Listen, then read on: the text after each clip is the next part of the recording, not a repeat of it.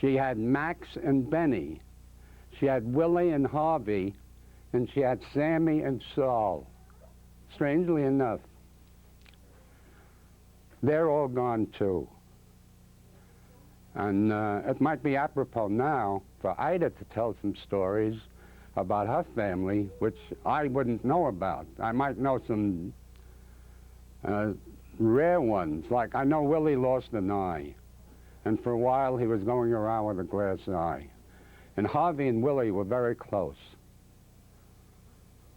And Solly and Sammy were very close, as were Benny and Max and Milton and Morris. There's one funny story I remember about Morris, and Charlie said, make it a dating one, so I will.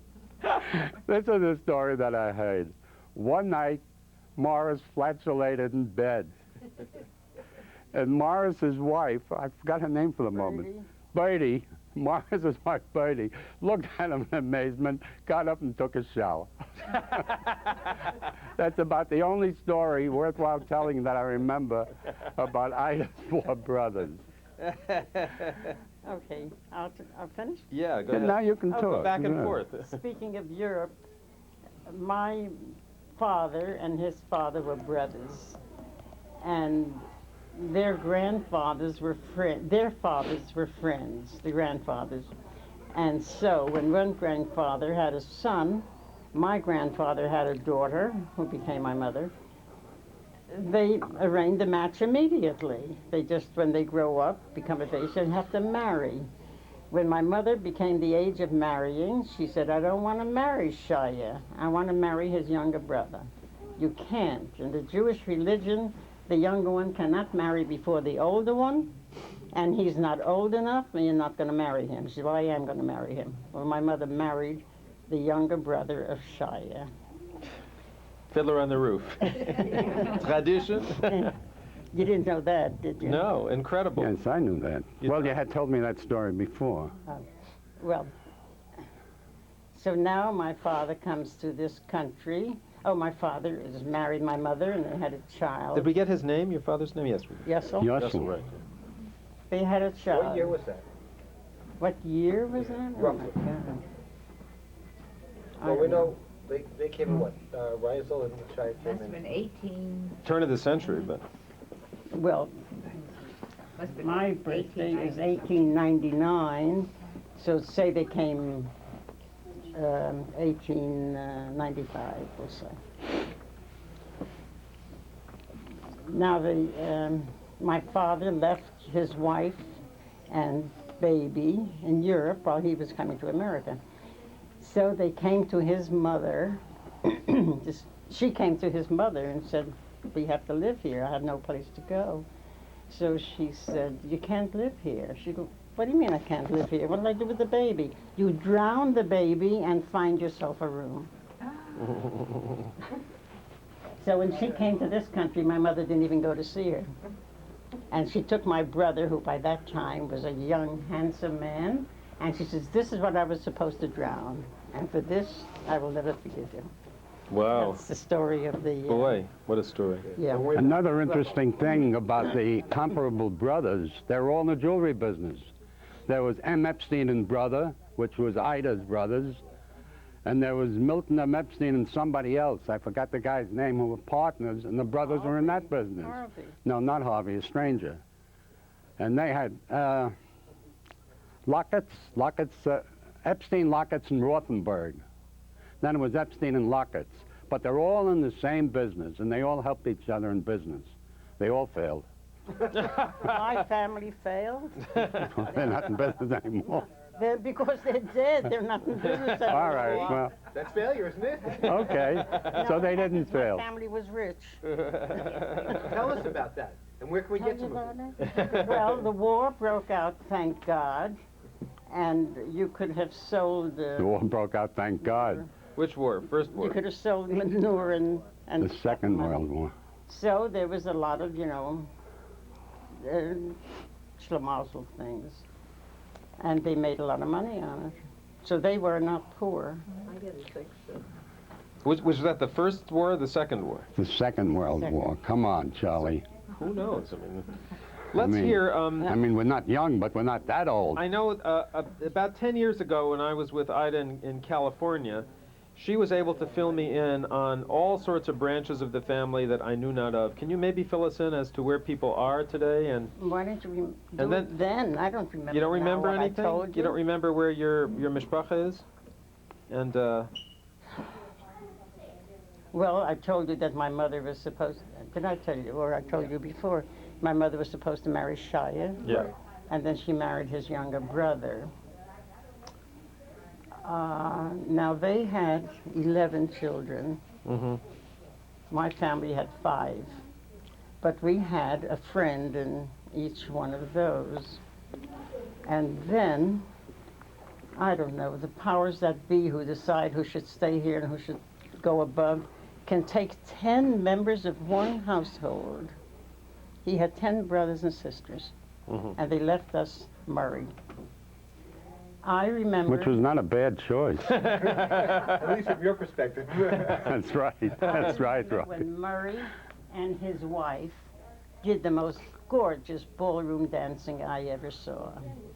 And then Murray needed back surgery, Some and surgery. now Murray does not dance anymore. Or as well. Thank you, Robbie. Robbie said as well, Lee. As well. Robbie said does not dance as well. Not yet. What are Not your so, what- not so. How about some early memories of the Epstein household and the connection between the Some of your my Epstein earliest household and memories this are very Epstein household? sad. They're very I sad. Let's hear some I sad- had no sisters. I had 4 brothers. They were all in the same business, and the conversation was very dull. Until you came along. And I had no part in this, so I used to go to his house. Where it was more interesting. Huh? Where it was more interesting. Well, they all had a sense of humor. They were all good looking. They all played bridge. This is when you No, were a I child didn't yet? play bridge. When you were No, a teenager? 10 or 11. 10 or 11? something like that. And they taught me bridge. And I, At 10 or 11 you were Very grateful. learning bridge? oh, you had to See. play bridge in that house when you're that big. I didn't play bridge, and when people asked me why I was the only one of the Epsteins that didn't play bridge, I said I chased girls, and that took up my The time. slogan was, if you don't play bridge, you're not an Epstein. And that's from childhood. That's unbelievable. No, that I heard later on. Okay. So you connected with the Epstein strongly from when you were quite a small child. Oh, but these Oh, Epstein, sure. oh yes, I loved being there. And what you was know. it like in the house? What went on? What went on was Hilarious. this. His mother didn't care about feeding during the week.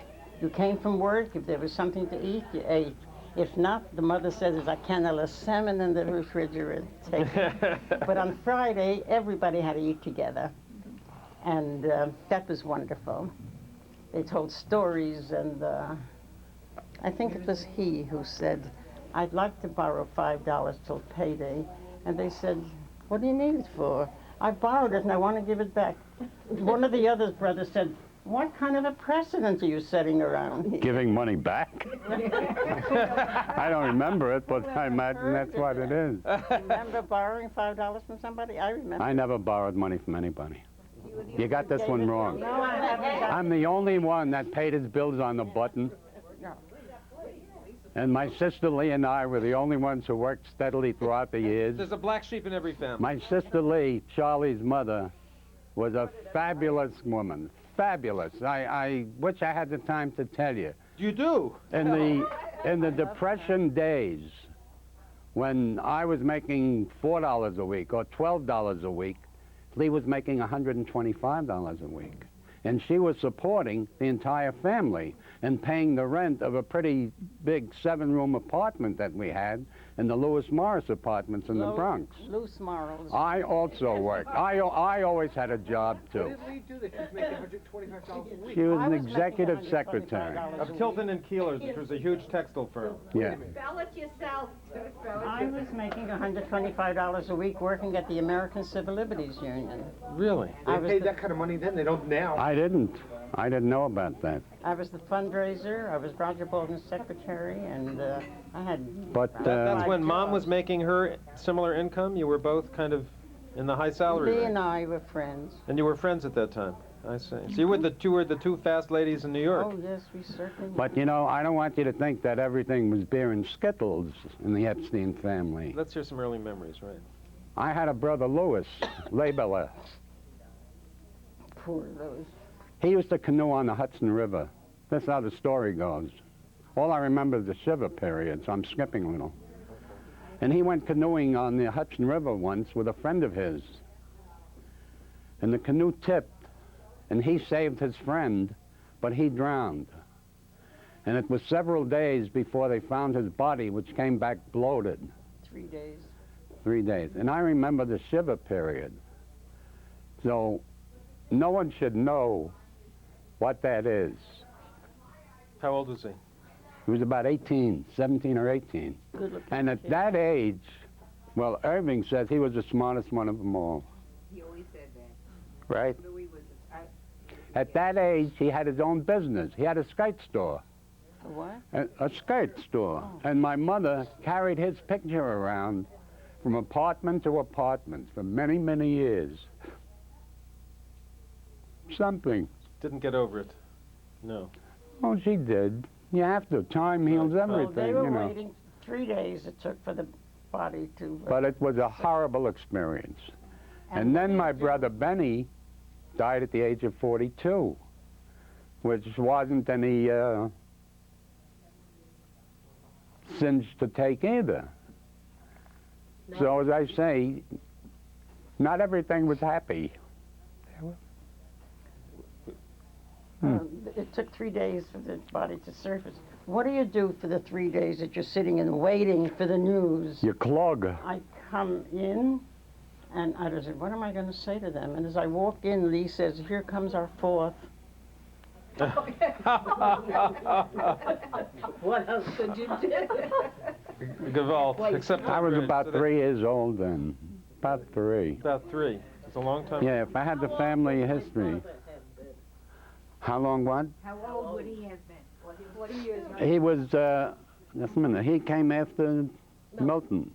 He was 42 when he died in 1936. So, 42. 42. So 1986 would have made him 82. He had a heart attack in Atlanta, Georgia. He was pitching cards into a hat. There's a name for that game. You know, you put the hat about the distance from here to the camera, and you throw cards into it. They were in a hotel room, Milton and Harvey and Benny. And he died, throwing cards into a hat. That was another period, wow. But yet, to get back to my father, as I talked about earlier today, before the funeral even, because the body had to be shipped from Atlanta to New York, my father called me over and he said, go down and buy food. He said, the living must live. That was his intelligence. Well, he was a philosopher. He was He a was. philosopher. Let's talk about Grandpa Shia. Tell us about him. Get a little He closer. can tell more Grandpa about Shire. Shire than I can. Grandpa Shire was a Can you just help push the chairs a little closer, please? part-time chazan and cantor and so on. Good, thanks. And one day in the small synagogue that we all belonged to, he was a part-time chazan. He was davening from the Torah. And this the whole family knows. And he came to a part in the Torah where the letters were worn out. They were scratched out, you know, from the use of the Torah. And my father said to one of the guys in the shul, he said, bring me a pen and ink. And the guy came with it. My father took it and filled in the Torah. The 10 or 20 words or whatever it is that was missing. And the neighborhood buzzed about that. They just couldn't get over it. Was it good or bad that he did it? It was good. Okay. Shia filled in the Torah. They couldn't get over it. He knew it by heart. Is that the point? That I don't know. He knew it. I don't A lot know. of time in their house because I had no sisters. I had 4 brothers. They all were in the same business, and that's all they talked about. There was diversification over there. They all had a sense of humor, and If the mother didn't cook, it made no difference. They came from work. Ma, is there anything to eat? Look in the refrigerator. But Friday night, they all had to eat together. I'll add an addendum to that. Wonderful. I'll add an addendum to that. My wife, bless my mother's memory, because she gives me anything and I eat it and I'm happy. We all felt that way. So Our let's husbands ate anything. so let's hear. Happy to get fed. Can you That's tell right. us, what more can you tell us about Shia? About what he was like, what the atmosphere in the house was Well, like, how he related to the kids or didn't relate to the If kids? Shia lived today, he would have had a different life because we all would have understood him better. We didn't understand his neuroses, and he had neuroses. He was a neurotic. And people say he was neurotic because it wasn't easy to support 11 kids. And the two oldest kids got married very young, so they couldn't help him support the others. But in spite of his neurosis, we all loved him. What kind of neurosis? How did he interact with you? Well, I'd rather not go into No one that at tell the us that? moment. Okay. No, it's not important. Just know that he had his problems. And today, we would have understood his problems. At that time, we didn't. We didn't know why he did the things that he did. Papa, what are you doing? What's wrong? We didn't know. We didn't know that there was a compulsion that was making him do these things that we could have helped him with. Oh, yeah, right. I know what it was. Yeah. See?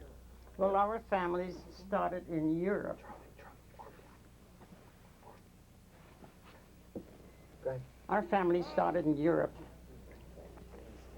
His grandfather and my grandfather were friends. Oh. So one grandfather got a son and one friend got a daughter, who was my mother. And so the marriage was made immediately Right. I at the heard. birth. And they had to grow up with my mother marrying Shia. And my mother grows up and she says, I don't want Shia, I want his brother. Yeah. Right. We heard that one already. Oh, I We told heard you that one already. Yeah. So, all right. So, does that mean that you didn't Different see? take, it's okay. That means that you didn't see too much of your parents, Murray? Oh, no. I was 24 when my father died, and I saw a lot of them. No, but I mean in childhood. I mean, was he around? Oh, sure he was around. In fact, I can remember him taking me on the shuttle subway when we lived near White Plains, Yeah. taking me downtown to the east side to buy me my first pair of glasses when I was 12 or 13 years old. And he was mad at me because he didn't have the money, so he had to go down to the east side to get me the glasses. I still remember that as a memory. What did he, wait, But I remember hugging him and kissing him. Did he? I mean, did you interact? Did he play with the kids? Well, I told you the hello story. Yeah. tell me Oh, he made us take a bath every Saturday morning. I'll tell you that. whether you needed it or not. He took us to shul. Tell us, what was his livelihood? What did he do? What was he like? Well, he had a business, and he was a customer peddler, and then he opened a store in Baltimore, and he used to travel there, What was the come store? home on the weekends, a trimming store. And he was. And he gone had a the whole trimming week? store in New York, and it was difficult for him. He made some money, but he didn't make enough money to support the whole family. So what? How did you live then? Well, we all worked. Lee. Lee worked, and I worked, and Irving played handball. No, I'm only kidding. Yes, he did. Yeah. But talking about the family, they were all fairly smart. They were all pretty smart, but none of them, in my opinion, compared to Irving. He was a genius. The best bridge player there was. Not only bridge, wasn't only bridge. Well, He had a mind which was unbelievable. He said to me once when I was very young, become expert in one thing. In one thing, even if it's collecting matchbook covers. Become expert in it so that you'll know this is your hobby and you're an expert in it. And in those years, you know, the subway fare was a nickel. And the bus fare was a nickel. And he said to me, you be the sport. When you go out with a bunch of your friends or anybody else, you pay the fare. You pay it, and they'll look up to you. You're the sport, and it'll come back to you in other ways. Those were just a couple of examples of Irving's thinking. He was a chacham. He was a chacham. Yeah. And he used to play word games with my wife, Lee, who was very good at word games. She's probably one of the best you'll ever meet. But she got along with Irving in those word games. It was unbelievable. How did the kids interact? I mean, did you all play together? I mean, did you hang out as children? Oh, well, Irving, Ruby, and I went out on double dates constantly. We played handball together. We went out on dates together. We went to the country together. They loved each other. We did. What about the... I remember an orchestra that somebody played the... Oh, yes. Ernie played the sax. Irving played the sax. Solly played the piano very well by ear. You'd hum a tune to him, he could sit down and with 4 fingers bang out that tune. He was amazing. Milton also had that faculty. And Ruby played the kazoo, I think, you know, with a piece of wax paper or something. And they had an orchestra. They used to entertain us. Oh, I didn't remember that, but Violet did. Well, the outstanding in my mind about that family was that Friday nights, when everybody had to eat at the same time. And the women of that era used to shop on Thursdays for Shabbos. Anytime you'd come in my house on Thursday, you'd find fish swimming in the bathtub because refrigeration was very inadequate. His mother didn't do it that way. She used to wait for Friday when all the women had finished shopping, and then she would go and buy 30 pounds of fish at 10 cents a pound. He wouldn't know it because he didn't sit next to her. I used to be there all the time. Their home was much more interesting than mine. I have to tell you another story. Wait. So Oh, what happened? finish. Well, the I fish. mean, so Friday night, everybody was together, and, you know, they were 11 children, and the mother and father, and a few guests. And when Benny and Milton came, it was an event. Hey, Benny and Milton are coming. Benny and Milton are coming. My mother... And Let her so finish. Friday night was wonderful. Everybody, each one had a different sense of humor and good. And a lot of fish. Plenty of fish and plenty of Lakshan soup, and this was food for the gods. Then Mel Powell used to play the piano, and we'd all stand around and sing, and the neighbors started to complain. Neighbors started... They did? I don't remember. Because then we had to go But talking home about the sense of and humor, say, we will see you next Friday. It became a tradition. And there was another part. I remember when this guy and this lady did the most marvelous ballroom dancing. And now Murray doesn't dance anymore. Yeah. it's not important. I must tell you a couple of stories about Ruby. Ruby had a fabulous sense of humor, a fabulous. You saw a couple of the pictures that Arthur showed last night of him singing the songs. That was just one part of them. For instance, we didn't have TV in those years. We had radio, and they broadcast the baseball games on radio. So Ruby used to translate the broadcast into Yiddish. And for instance, the shortstop became the Kutza Haruf. You know, the shortstop. And he'd translate the whole thing in Yiddish. And then when the war came and Hitler started making speeches, Ruby used to imitate Hitler. And he'd come in with Ludwig Baumann, you know. He was fabulous. He had a wonderful, wonderful sense of humor. Died at the age of 51. What else? You have another Ruby story? Oh, I You said probably... you had a couple. Well, I just told you a couple. All right, it's a deal. When you were at the hotel and knocked on the door. Oh, as I said, we used to go out together.